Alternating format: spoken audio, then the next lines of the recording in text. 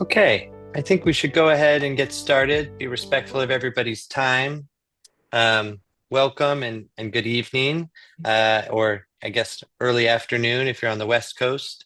My name is Evan Stone. I'm one of the co-founders and CEO at Educators for Excellence, and I am really excited for this conversation because core to our mission and our work and our values at E4E is uplifting the voices and perspectives of teachers.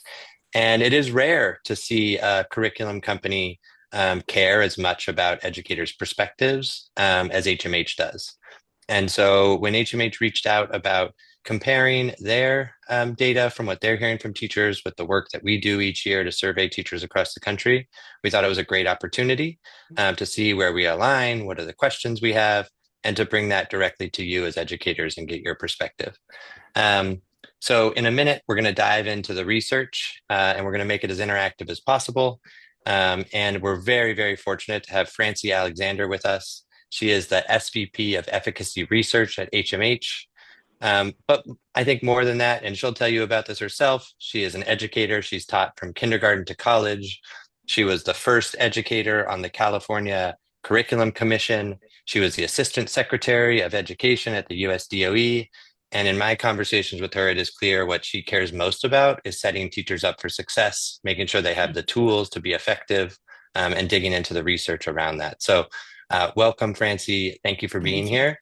And I'll My turn it over to pleasure. you to take us through a little bit of the data. Thanks so much, Evan. And I really appreciate you focusing on how much we are aligned organizationally on our mission and elevating the voices of teachers. And I want to thank all of you for being here after, I'm sure, an incredibly busy day. Personally, I've been engaged with the Educator Confidence Report for 10 of its 11 years, and it only gets more interesting. So let's get right into it. Our CEO, and as Evan and I have said, our missions and our messages are aligned. And you'll be able to get this deck after. So I'm not going to share every word, but just think of two concepts that you're going to see throughout the study. And that is education as it becomes increasingly high tech, also needs as much or more focus on the high touch. You'll see that theme throughout the findings of the report. Next. So we're going to look at the outlook on teaching, but before we do, we're going to ask a question of all of you. So here's our first poll question.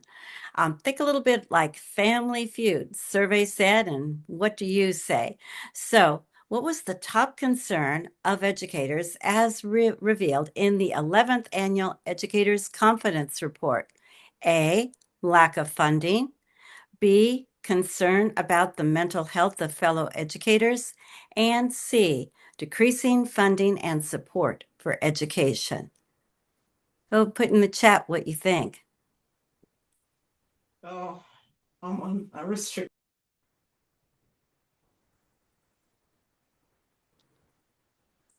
What are we seeing in the chat?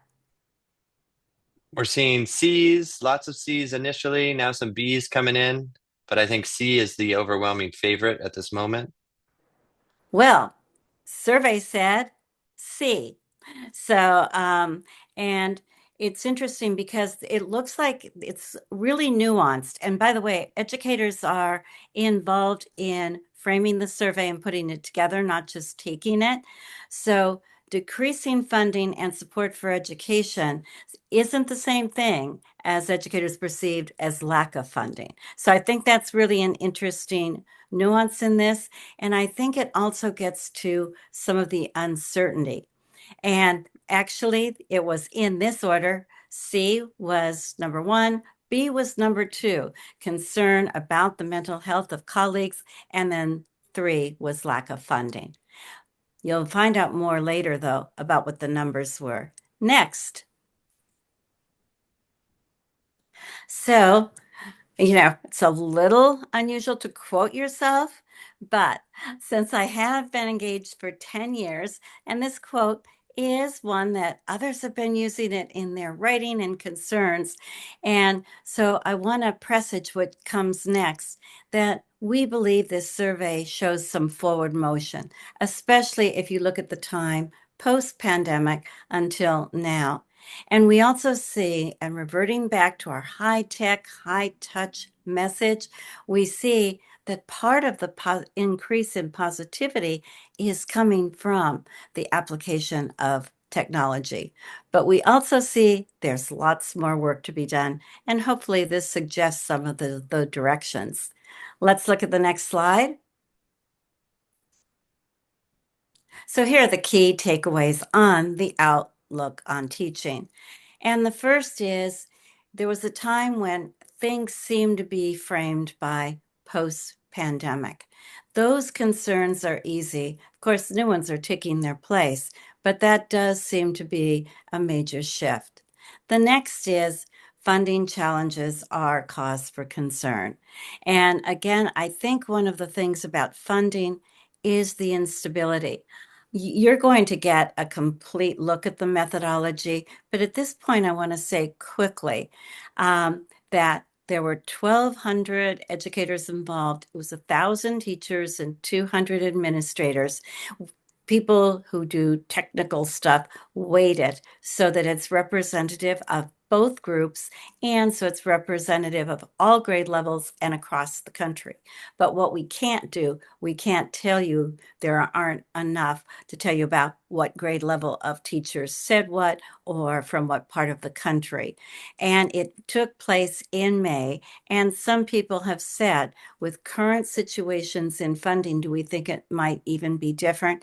Indeed, it might. So I just want to provide that context and background. But funding challenges were a concern in May, and I don't think anything has changed now. And then lastly, as I presaged before, technology is fueling the optimism about student success. So let's look at the next slide together. So we have something that we call, and this wasn't part of the Educator's Confidence Report for 10 years. This is a relatively midpoint, if you would, development. But we were asked midpoint, what do you base your findings on?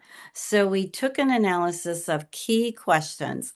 And from those key questions, there's a Dow Jones of the stock market. We tried to make this the equivalent of that the ECI, that this was the index and the numbers that we used. Now, here's an anomaly that I'm often asked about.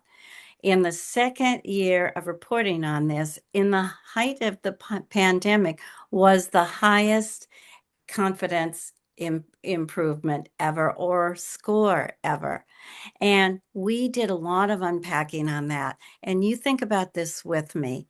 And that is that at the time, you did incredible work in a matter of hours, teaching in a whole different environment, in a whole different context.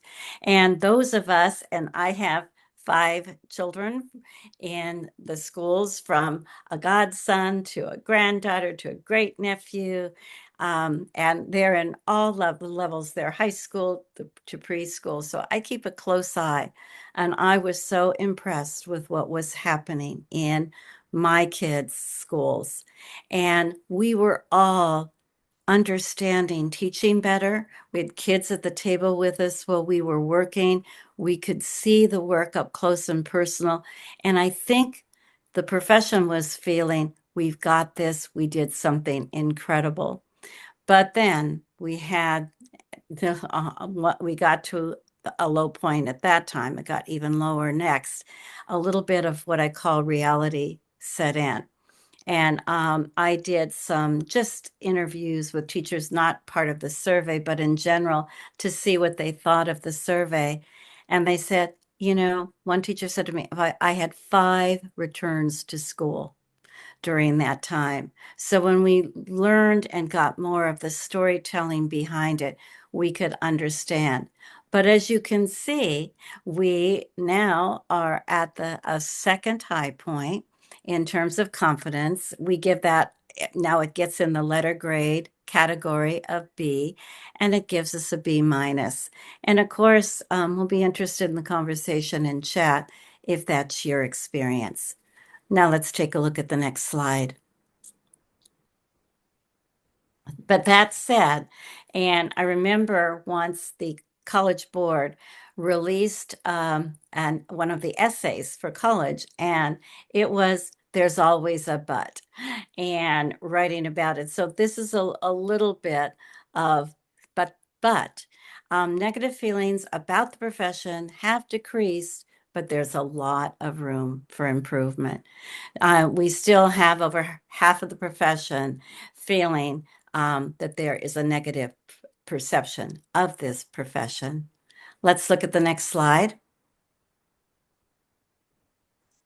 Now, this is something in general, and I gave you the numbers before, the 1,000 teachers, the 200 administrators. And one of the things where there was a variation between the two groups, generally they were quite aligned, was that more administrators are planning to leave the field than teachers are. And I think in other things that we read, other listservs, there has been sort of some indicators on that, some storytelling about that. Whereas in the teaching profession, it has been less and decreasing a bit over time. Next. And so again, well, overall concerns are down.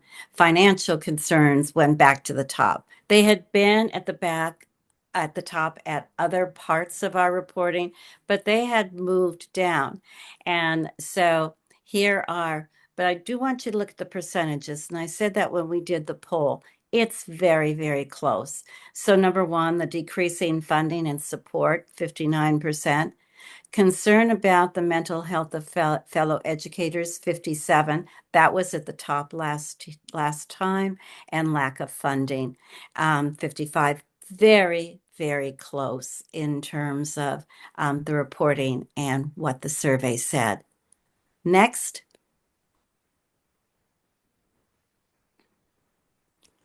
Mental health concerns have slightly eased. Both there are responses and questions for students, for community, and again for fellow educators. And as post-pandemic, this was the area that rose to the top.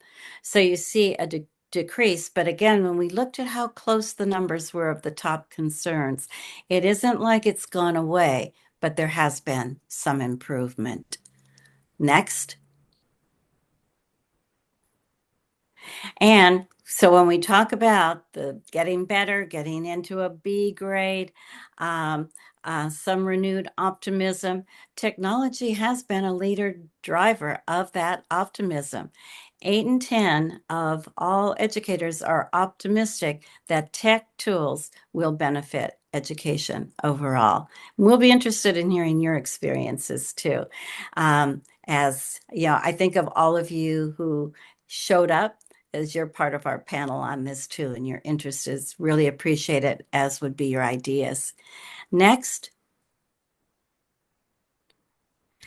So educators saw more academic growth in 2025 than actually that was one of, if you want to say, the real high points of this survey, looking at trends over time. Now, here's the question I'm often asked, and if inquiring minds here want to know, well, wait, we just got the NAEP results, and we saw that the NAEP results indicate decreases.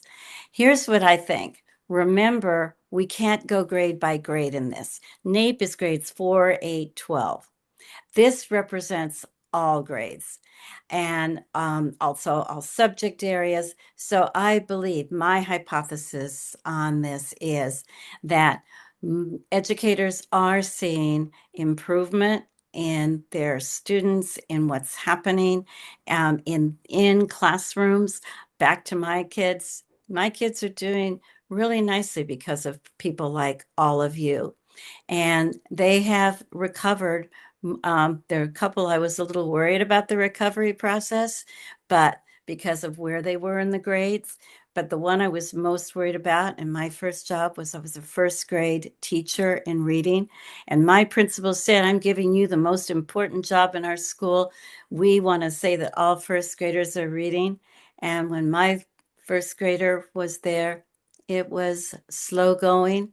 And now my first grader is in second grade and he's reading really, really nicely. So I think that maybe those kinds of stories are things that you're seeing in your classrooms, and that is why it might be inconsistent with what you're reading about the National Assessment of Educational Progress. Next. And then, so in terms of what does the future of education look like? In the survey said, educators believe that tailored resources and technology are going to shape the future of learning. And things that we've talked about for a long time in education: individualized, differentiated, personalized. Those words, targeted instruction, have sort of been used interchangeably. We don't necessarily have a solid definition of one, but more and more, if you look at the potential and the possibilities, it's on impacting learning in the future and impacting learning because of the potential for individualizing. Let's look at the next slide together. Now we're going to look at the outlook of technology in the classroom. And for this part, it's broken up into two sections: technology writ large and in general, and then the second on AI specifically. But before we get to that, let's look at another poll question. What are educators in the survey saying is the top benefit of technology? And let me say, it isn't autocorrect. Plain learning should have been play in learning. Excuse me for that. Differentiated, personalized, immersive learning, student well-being. So, what do you think? And then we'll reveal what the educators in the survey told us. Lots of B's. A little shout out for play learning is also good potential, but I think there's universal B's so far. Well, then you would be, if this was on Family Feud, you'd be getting the good buzzer and cheers and all of the rest, because that is the top one. It's B. But pretty perceptive about the play and learning. That was number two. That was meant to be, maybe trickier than it was. So good on you. And we actually will come back to that later. So now let's go to the next slide. So the key takeaways on technology in the classroom is that it's amplifying human connection. This is something that I think is really important in our society and in what's going on today. So many educators tell us that the technology enables them to spend more time conferencing with individual teachers, students, more time in small group instruction. So I think that's pretty exciting. Then, as we discussed before, technology helps meet students where they are. That's where we get to the differentiating, the individualizing, and those critical elements of education. And well, there's excitement and energy in technology. There are concerns that persist, and we'll talk about that as we go through revealing the results of the survey. Next. So the educator's confidence in using technology remains really high. It started high and it just continues to grow. Next slide.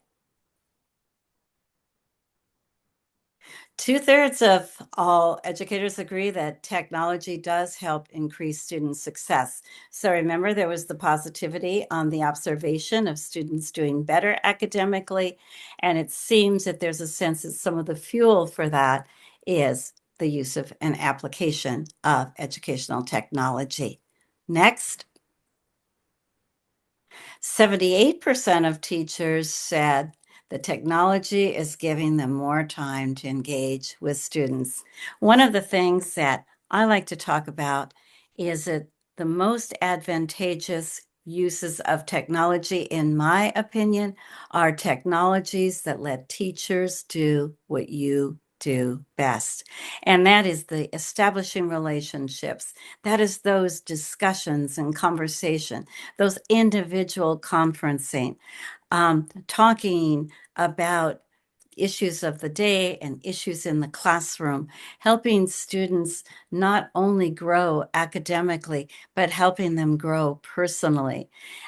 All of those things that really, that the soft touch of it, the high touch of it are crucial. And that's what teachers are telling us they get to do more of when technology does what it can do to help. Next. Can you still see me? Yep, we can see you great and Oh, the good. slides. Great, great. Because I got something a little unusual, but that's okay.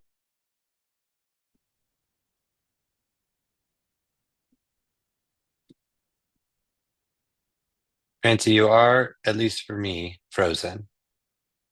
Maybe for others. Sounds like you had a pop-up on your Frozen. computer. Yeah, she's frozen to me also. Okay, we'll give you a second to come back. And if not, I will take over. Looks like you had to drop off, and she'll be back with us in a second. So I'm going to keep going, picking up where Francie was. Um, but I don't think this will be surprising for many of you to see that educators are saying the top benefit of technology is tailoring learning to individual students' needs. I'd love if you could drop in the chat if you're somebody that is already trying to do this, thinking about using technology to Oh, differentiate I, instruction. I am You're so back. sorry. Somehow I was taken somewhere else. But obviously, one of the things that we know in talking about the concerns, it doesn't always work like it's supposed to. So thank you for your patience with me. And here's though what educators tell us is the top benefit, and it's back to a discussion we had before, tailoring to the learning needs of our students. Let's look at the next slide. And well, and this is the part there, and back to there's always a but, like that essay prompt on the SATs. Well, they see many benefits here. There are also downsides. One of the things that I am hearing a lot about, and that I'd like your opinions and ideas, we get into the questions and the chat, are that our students are, in a sense, feeling like that when we get to AI, it's about being caught. And in all of these, I think my focus is how can kids be taught the ethical and other use of technology? And I know that's a big job that we're counting on all of you for. But in terms of the top concerns are, is it another distraction? Is it reducing time for human interaction? Um, is it are kids able to keep up with the pace of what's going on? And then there is the whole issue of who's doing the work. So let's look at the next one. This gets to the use of generative AI in the classroom. And we did another study. We did a teacher ethnography, and we found out that teachers fell into four categories when it came to using technology. And if you want to tell us in the chat what yours is, we'd be interested in knowing. One was the digital pioneer. I'm using generative AI in many, many ways. We even have buttons that when I meet with teachers in person, we get to pin these on. Another was the aspiring user. I'm really excited about AI and I'm trying to learn all I can and incorporate it. The next category were pragmatic streamliners. I want you to help me save time, AI, but I don't want to be your best friend. And we know we're reading about, especially with Gen Z, Gen Z is using ChatGPT more socially than even professionally for work. But these teachers are saying, help me get more time, help me recover time to do what I do best. And one category was, and people were proud to wear this button because they were like, show me the efficacy first. And that is the reluctant adopter. So, with all of those personas in mind, think about what you are, and let's take a look at how generative AI is transforming our classrooms. Next slide. 9 and 10 educators have found it valuable to their work. When we first did this survey, and the first time we asked about AI, people were challenging us because look at those numbers. Only 9 to 10% of all teachers were saying they were aware of it at all and were using it all. But if you read our survey carefully, 70 more percent said, but we're going to. Well, this is proof of that. Let's look at the next slide. So the key takeaways are that the AI revolution is here. We all know that. You can't see any news programming in the supermarket. I have picked up 3 service magazines on the topic of AI. It's everywhere. And then educators are using it more for themselves than teaching about it. That's something that I've been talking to groups of teachers about. Why did we go into that profession? The first thing is we're teachers as learners. We're always learning. The next thing is our job is we're teachers as teachers. And then lastly, we're teachers as leaders. I think we've never had these 3 roles more, if you would, threaded together in that we're learning, we are teaching, we are leading in our schools and communities. People aren't going to get it all in the supermarket. They're getting it from you. And so, but the difference is using it and teaching students seems to be something that we all need to work more on. And then AI requires training and guardrails and human guidance. And we are learning that everybody could use more of all 3 of those things. More training, more human guidance, more guardrails to know what's safe and okay. Next. So AI confidence, though, just like an overall confidence indicator, last year we started one that is a confidence indicator on using AI specifically, and that's the highest confidence in anything we've ever scored on a confidence index, and B+. My hypothesis is that's going to be A- next year, our first A. Let's look at the next. 77% of educators say they understand how to use it better this year than they did last year. And again, that's back to when we first introduced this topic to the survey. Only 10% were using it, but 70% were going to. Look where we are. Just, you could say, as predicted. Next slide, please. Nearly 4 out of 5 feel confident using generative AI in an instructionally effective way. We have found in general that there are 4 ways that technology is used by educators. The first way is productivity tools. And just like in our personal lives, if we're using ChatGPT, mostly it's for things that are productivity related. The second way is for communication.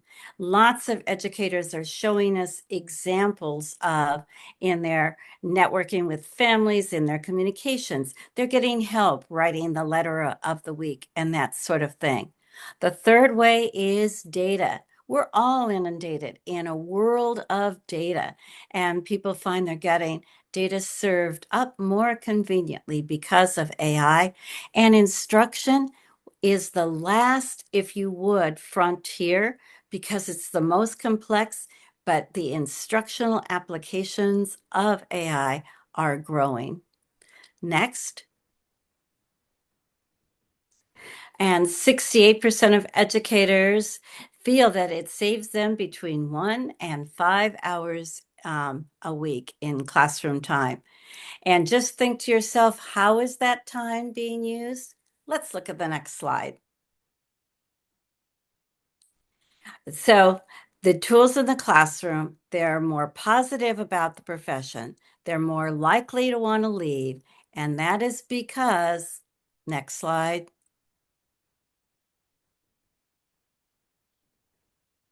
because, well, I'll tell you what the because is. It's because teachers feel they can give more time to individualizing instruction for their kids. That all of this said, all of the positives, all of the things that are working in your classrooms are still people want more training. And I think all of us, whatever our roles are, personally and professionally, really want to have more opportunity to learn how to use these tools as there's more of them all the time and as the applications and uses are growing. Next. So the top concerns are very, very close to some of those that are aligned with the use of technology in general. And of course, it's the distraction, it's the plagiarism, it's the fact that the teachers don't feel, as we said before in the survey, that, well, they're learning it, that they have all the tools they need to teach how to use it. And why do people go into teaching? We go into a profession like teaching because we want to be with others and in a unique way and establish relationships in ways that indeed only teachers can and do. So things that seem to get in the way of that are problematic. Next. And this is back to with what the problems are, then what educators say is needed, ethical guardrails and being sure there's a lot of human guidance. And teachers have said to us, so you didn't hear me say this. Sometimes though, I might have in the past. But when I've been meeting with teachers and we've been pinning on the buttons, teachers say, before you start, don't say humans in the loop. Say, okay. I will never say that because the teachers are telling us we're the catalyst for it in our classrooms. We're not in the loop or being looped in. We are making decisions about how to loop in the use of AI. And so I think this gets at it, the need for the human guidance. And this gets back to where we started. The high tech requires high touch. Next slide. So this is just a brief recap of the methodology we used. And I don't know that I mentioned that it took 15 minutes to do this survey. And again, through weighting and all the scientific part of it, this really is a representative view of educators throughout the country and throughout every grade level and subject area. Again, but not enough of any of those to be able to respond to you specifically. But I want to tell you about a coming attraction. Right now, we're doing in-depth interviews with teachers based on these learnings by subject area, by grade level, trying to find out more about unique applications like to literacy and to mathematics and unique applications to meeting needs of multilingual learners and students who have special needs. So that's what we'll be studying next. And I hope everybody who's come to this will find a way to participate and let us know what you think. Thanks. And now back to you, Evan.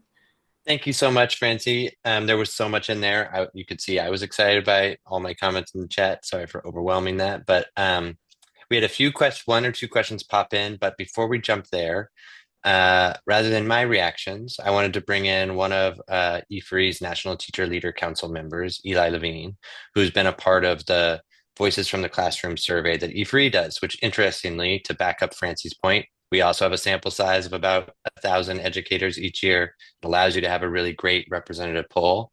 and we asked some of the same questions and some different ones. So Eli, I want to turn it over to you to see if you had any thoughts or reactions or what resonated with you. Maybe you can choose one or two of the sections, either the outlook on the profession or the outlook on technology or the outlook on generative AI. So Eli, Well, welcome. I'll turn it over to you. thank you very much. Hi, I'm Eli Levine. I am a teacher in New York City. I've been teaching for the last 25 years in an elementary school in the Bronx. And I'm honored to be here, and I wanted to thank you for putting out your survey.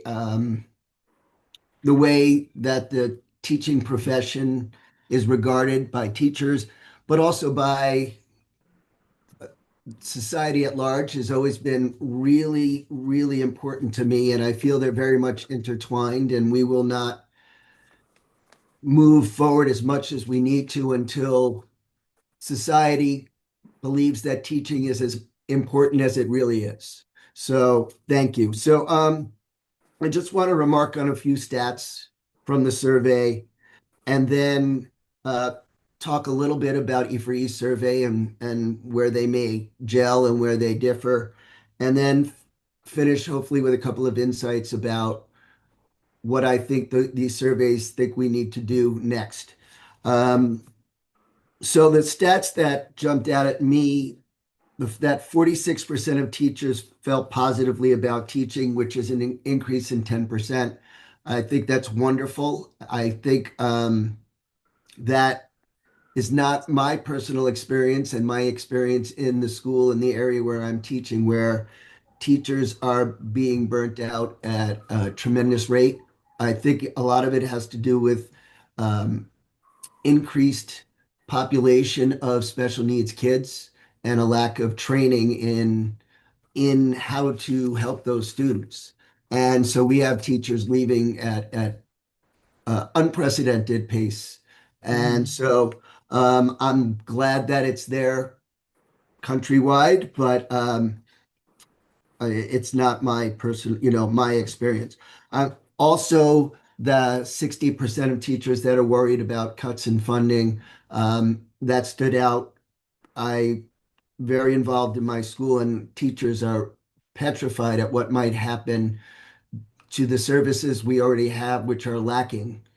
And they are worried that they will not be able to stay if we don't have our paras, if we don't have the people who provide services to our special needs kids.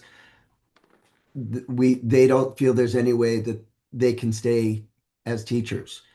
Um, Moving on, the 80% that believe that tech can positively impact their students and them. Um, I feel that's wonderful, but again, in my school, there's a tech and AI are looked at much more negatively. And uh, I think part of it last year, we had the principal bring in an AI company to have us play around with their AI services and see whether we wanted to use that or not as a school because they would invest in it. And the majority of the teachers said they weren't interested, which shocked me. Um, and a lot of the teachers are agreeing in that they're finding more misuse of tech. Um, and I think part of it is that it's so hard to monitor what the kids are doing that there's a real fear for job safety when a student can misuse tech in a way that a teacher is going to be held responsible for. So I think that, in my experience, is a big part of what I'm hearing from the teachers around me. Um, I loved that the 78% feel tech gave teachers more time to do the things they want, like making connections with students. I thought that stood out to me. Um, and yet I also feel the stat that 69% of teachers feel tech helps academic success, but 54% believe that it distracts their students and it's misused, shows a real disconnect between the potential of AI and tech and how it's currently being used. Um, and then the 90% that find AI valuable in the work, I touched on that already. And the 6 times, that teachers are 6 times more uh, comfortable or using it 6 times more than they had. I think that's very significant. And I know that that's going to continue to be the trend. But Mhm. again, that's not what I found in both my school and my district and the reports that are getting. Um, and then, so I just wanted to talk a little bit more about sort of our survey. They're very different surveys and a lot of different questions were asked. So it's hard to find direct correlations, but our Voices in the Classroom survey showed that between 70 and 92% of the teachers opposed the Trump administration's educational policies, and that 92 favored federal funds for Title I. And it kind of matches along with HMH's finding of the worry about the cuts and how that's going to go to schools. Um, and then our survey showed a similar trend as far as teacher satisfaction. More teachers are planning to stay for the next 3 to 5 years than they have in the past. 71% actually, and 91 were either somewhat or very satisfied with their jobs. And so I do think we are finding that upward trend, but it's not what it was pre-COVID. And in our survey, still, which is up 5 from last year, but we're only at 19% of teachers that would recommend teaching as a profession. That's Mhm. up 5% since last year, which is great that it's up. But it shows that we have a lot of work to do in that area. And then in our survey, there's a reference to our Net Promoter Score, which shows satisfaction of an industry. And Mhm. we are at a negative 22. And that's worse by far. Government workers were negative 15, retail workers negative 6. So while there's a trend up in that area, there's a long way to go. Um, Something else, our sample identified that making a difference in children's lives and building relationships were the number one reasons for teachers teaching. And so I think that kind of gels with those teachers that found that having more time to build relationships because of AI made them happier than their peers. So that's something I think we need to, continue with. And the trust in AI being up, I think is reflected also in our survey. But um, in our survey, only 44% of teachers thought that AI was having a positive, uh, was affecting students positively, and 32 felt it was having a negative impact. So I think there's not as much optimism in what we found than in what you found. And Mhm. lastly, as far as training, you mentioned that 90% of your teachers would be open to more training, whereas we sort of found that teachers lacked training either altogether. So we had 47% of our teachers felt that they got adequate training, only 40%, 47%, excuse me. So most didn't, and many reported not having Mhm. training at all. So um, I guess my in conclusion for me, things are looking up, but not high enough. We've got to aim higher and push for what teachers need to keep them teaching. We must continue to fight the Trump administration, especially for cuts to Title I schools and special ed services. And we have to maybe more carefully incorporate AI and make sure that teachers feel comfortable enough not only to use it, but to teach, because your survey showed they're not really ready to get kids ready to use this Mhm. the way they need to, and to make sure we know how to help them use it ethically. And so that's what I have. Awesome. Ma- Well, Evan, could I Eli, just make a quick comment? I just of want to say course. thank you to Eli. I really appreciate the compare and the contrast. And I took a ton of notes that I'm Good. going to have to organize after that really just gave me a lot to think about and certainly bolstering the whole idea that there's a lot of work for us all to do. And I think both of our surveys help point the direction of that work. And I'm in New York too, so maybe you'll invite me over to your school sometime. Absolutely. And I'm always happy to help. You can always reach out to me I, through I E4E. I'm always happy to help. I would like to be able to do that. Thank you for the You're, invite. you're welcome. Bye. Okay. Thank you, Eli, for those reflections. I want to open it up to anybody that has their other thoughts, things that jumped out at you, questions that you have. And while people are thinking about that, I know Valerie posted something in the chat a while ago, and this is me slowly scanning back up. She was just wondering, Francie, how much you think the sort of increasing complexity of our student population contributes to how educators are thinking or feeling. We have a growing population of multilingual learners, a growing population of students with disabilities or with IEPs. Um, uh, and so, how do you think AI or technology is playing into that? I think at first it's like another thing when you're dealing with the complexities of the student population and you're dealing with multiple languages, differentiating all the needs, and then I have to learn something new. So there's a time you're learning the something new that I think there's dissonance before it can help you.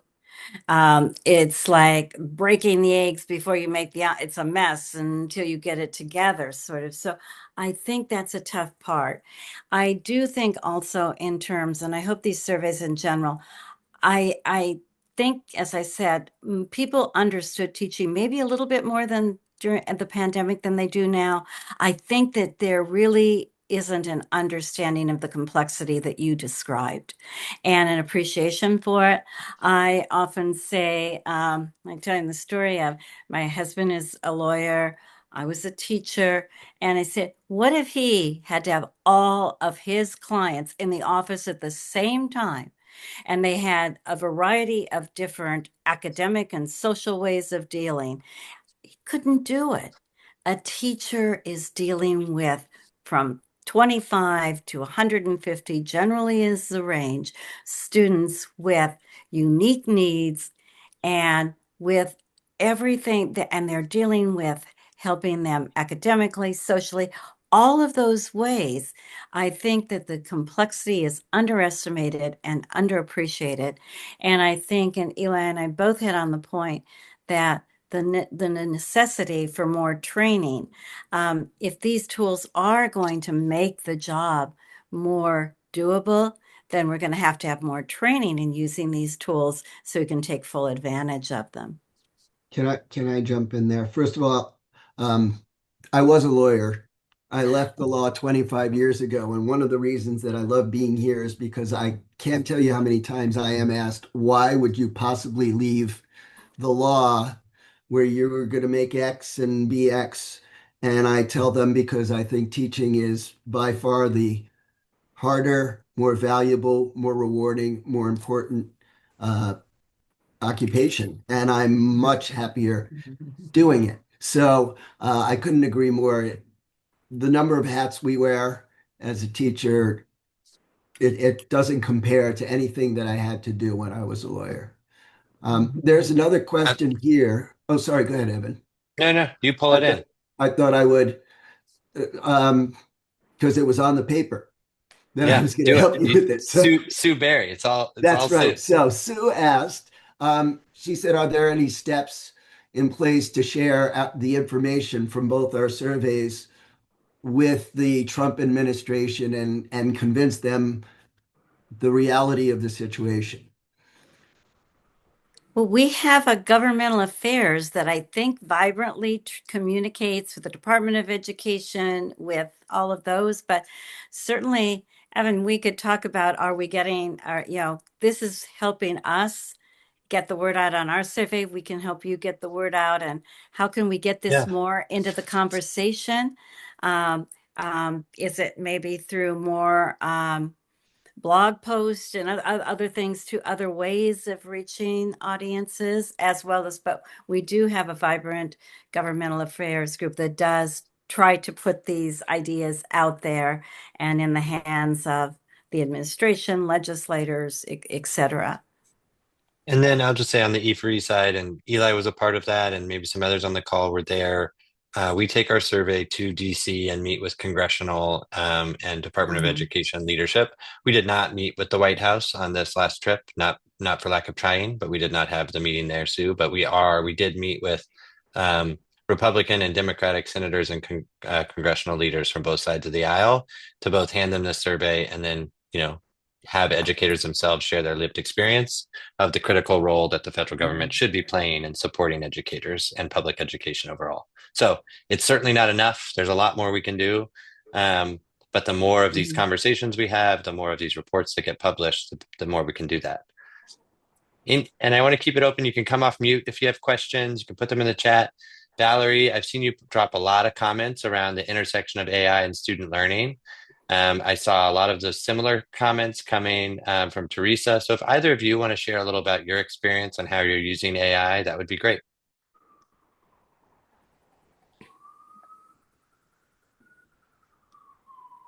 I'm sitting in the dark because I was driving home and I'm just now home, so I apologize.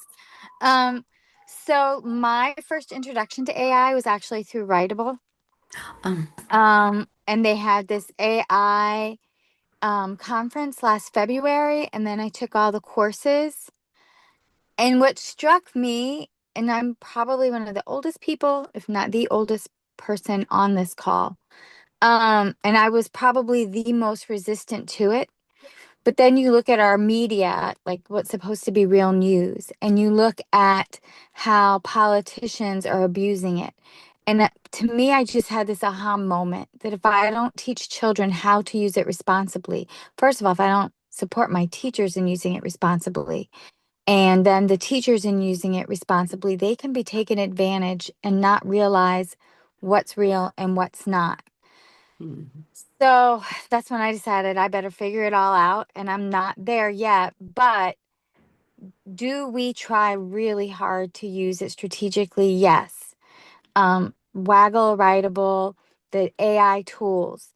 But and it's a part of our curriculum, and it's supposed to help us with our mandated curriculum. So of course we're going to use it to make it better for teachers and better for students. And I put this in the chat. There's been no support from our district or the city, to be honest. Writable was a part of core curriculum the year before. Waggle was a part of core curriculum. And when districts, outsource to Teaching Lab or Teaching Matters, they're not experts on the curriculum, let alone the AI supplements.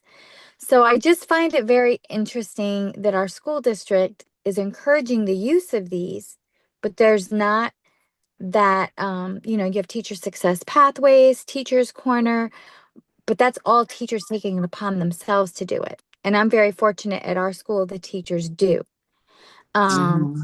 And at our school, we have excellent retention. Our teachers don't leave, and we're actually growing. And I do think it's because of our training and support of teachers with teacher content knowledge, and the support that's given within the school. And that does lead to increased proficiency rates. So it does lead to what we all want and why we're here. Literacy is a social justice issue. And we need to use these tools strategically in order to support them in doing that. But we're doing it at a tiny school level. Where is the city leadership in doing that? That's a wondering I have. Yeah. So I think the tools are there, but we as educators have to take the initiative. So I'm Yeah. lucky I'm a coach, so I get to support. I have 28 teachers that I get to support one-on-one in doing it. But there are schools that don't have coaches. Yeah. So I don't know what the answer is. No, but Teresa, I think that was reflected in this data. So I don't think, I mean, your lived experience is real, but also I think the data showed there's excitement, there's interest, and there's like everybody's figuring it out on their own. And there isn't a scalable method of supporting teachers in this area yet, because everybody seems to be learning at the same time. So really appreciate that reflection. Francie would turn it back to you.